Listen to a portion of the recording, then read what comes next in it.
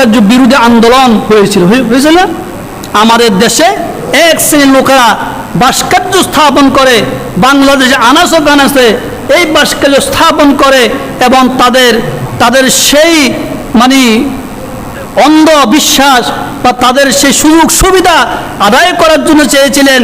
কিন্তু বাংলাদেশ ওলামায়ে কেরাম, আলেম সমাজ, পীর মাশায়েখ এবং তারা কখনো ভাস্কর্য স্থাপন করার সুযোগ দেন নাই।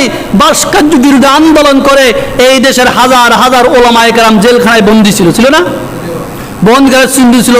মোদী সরকারের মদত পুষতে এই দেশে অনেক মানে ভাস্কর্য বিরোধী আন্দোলনও কি সমস্যা ঘটেছে। এখন বলেন, যারা ভাস্কর্যের পক্ষে ছিল, ভাস্কর্যটা মূর্তি, কি এটা মূর্তি, ভাস্কর্যের পক্ষে ছিল, আর যারা ভাস্কর্যের বিরুদ্ধে ছিল, তারা কি মহৎ লোক না যারা ভাস্কর্যের পক্ষে তারা মহৎ লোক?